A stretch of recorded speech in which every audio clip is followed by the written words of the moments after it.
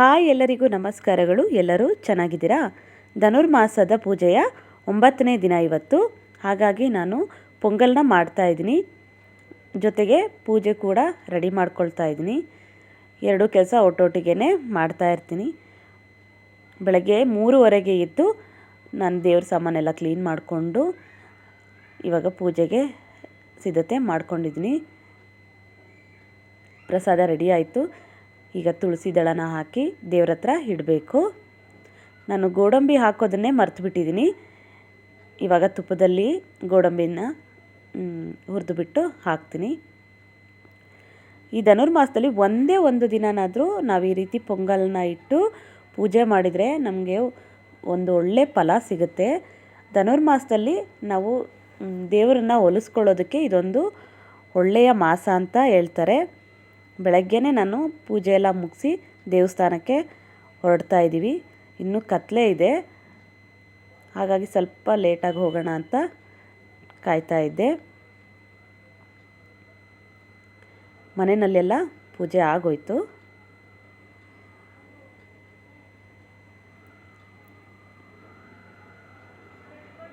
ಬೆಳಗ್ಗೆನೇ ಪೂಜೆ ಮಾಡಿದರೆ ಎಷ್ಟು ಖುಷಿ ಅನಿಸುತ್ತಲ್ವ ಮನಸ್ಸಿಗೆ. ನನಗಂತೂ ಎರಡು ಕಣ್ಣು ಸಾಲದು. ದೇವಸ್ಥಾನದಲ್ಲಿ ದಿನಕ್ಕೊಂದೊಂದು ಅಲಂಕಾರಗಳನ್ನು ಮಾಡ್ತಾ ಇರ್ತಾರೆ, ನೋಡೋದಕ್ಕೆ ಎರಡು ಕಣ್ಣು ಸಾಲದು, ಅಷ್ಟು ಚೆನ್ನಾಗಿರುತ್ತೆ ದೇವಸ್ಥಾನದಲ್ಲಂತೂ ಅಲಂಕಾರ. ಮನೆಯಲ್ಲಿ ಸಿಂಪಲ್ಲಾಗಿ ಪೂಜೆನ ಮುಗಿಸಿದ್ದೀನಿ. ನಾವೇನು ತುಂಬ ಎಲ್ಲ ನೈವೇದ್ಯಗೆಲ್ಲ ಏನು ಮಾಡೋದಿಲ್ಲ, ಮಾಮೂಲಿಯಾಗಿ ಪೊಂಗಲ್ನ ಮಾಡಿ ಇಡ್ತೀನಿ ಅಷ್ಟೇ.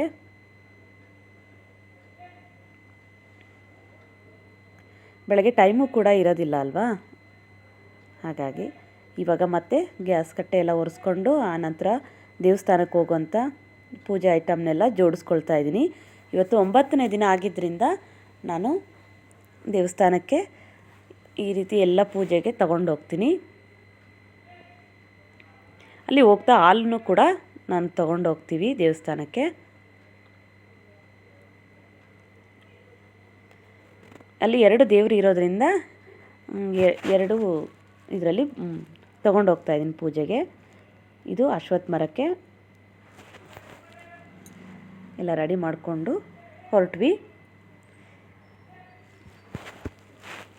ಇವಾಗ ನಾನು ಅಲ್ಲಿ ಅಶ್ವತ್ಥ ಮರಕ್ಕೆ ಪೂಜೆನ ಶುರು ಮಾಡಿದ್ದೀನಿ. ನಾನು ತುಂಬ ವೀಡಿಯೋ ಎಲ್ಲ ಮಾಡ್ಕೊಳ್ಳೋದಿಲ್ಲ, ಆಚೆ ಹೋದರೆ ನನಗೆ ಅಷ್ಟೊಂದು ವೀಡಿಯೋ ಎಲ್ಲ ಮಾಡ್ಕೊಳ್ಳೋಕ್ಕೆ ಇಷ್ಟ ಆಗಲ್ಲ. ನನ್ನ ಮಗ ಇದ್ದ, ಹಾಗಾಗಿ ಸ್ವಲ್ಪ ವೀಡಿಯೋನ ಮಾಡಿಕೊಟ್ಟಿದ್ದಾನೆ ಅವನು.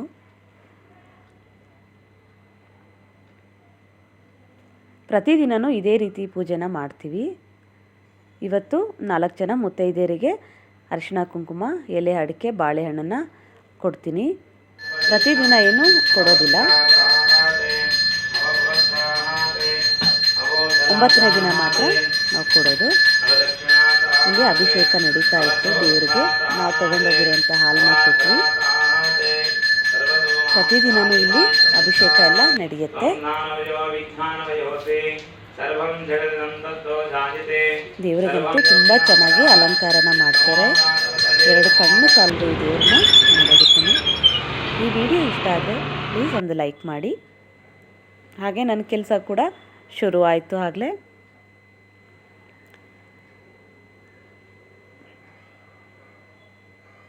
ಪ್ಲೀಸ್ ಸಬ್ಸ್ಕ್ರೈಬ್ ಮಾಡ್ಕೊಳ್ಳಿ ನನ್ನ ಚಾನಲನ್ನು. ನನ್ನ ಬೆಳಗಿನ ಕೆಲಸಗಳು ಮತ್ತೆ ಶುರು ಆಯಿತು. ಧನ್ಯವಾದಗಳು ಫ್ರೆಂಡ್ಸ್.